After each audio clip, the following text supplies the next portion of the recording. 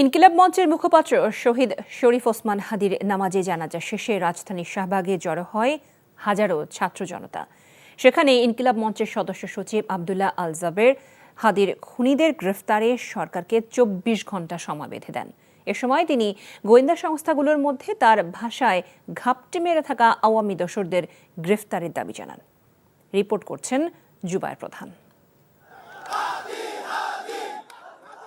ভারতীয় আধিপত্যবাদ এবং কালচারাল ফ্যাসিজমের বিরুদ্ধে হুঁশিয়ারি উচ্চারণ ছিল যার কণ্ঠে সেই হাদির শেষ বিদায়ে জনতার এই উপস্থিতি জাতীয় সংসদের দক্ষিণ প্লাজায়। বিকেল ৩টা ৫০ ঢাকা বিশ্ববিদ্যালয়ের কেন্দ্রীয় জামে মসজিদ প্রাঙ্গণে কবি নজরুলের সমাধির পাশে শহীদ শরীফ ওসমান হাদিকে দাফন করা হয়। দাফনে যাতে কোনো অসুবিধা না হয় ব্যারিকেড দিয়ে ওই এলাকায় জনসমাগম আটকে রাখে আইনশৃঙ্খলা রক্ষাকারী বাহিনী। হাদির দাফন ঘিরে বাড়তি নিরাপত্তা দেখা যায় শাহবাগসহ আশেপাশের এলাকায়। পূর্বের ঘোষণা অনুযায়ী শাহবাগে জড়ো হয় ছাত্র জনতা। সেখানে ইনকিলাব মঞ্চের সদস্য সচিব আবদুল্লাহ আল জাবের ২৪ ঘণ্টার মধ্যে খুনিদের গ্রেফতার করতে না পারলে কঠোর কর্মসূচি হুঁশিয়ারি দেন।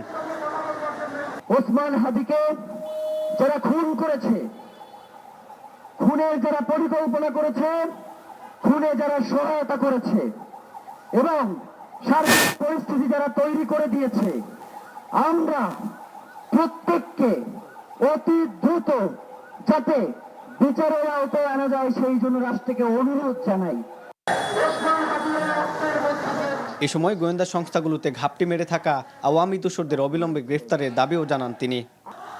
জুবায়ের প্রধান, এনটিভি নিউজ, ঢাকা।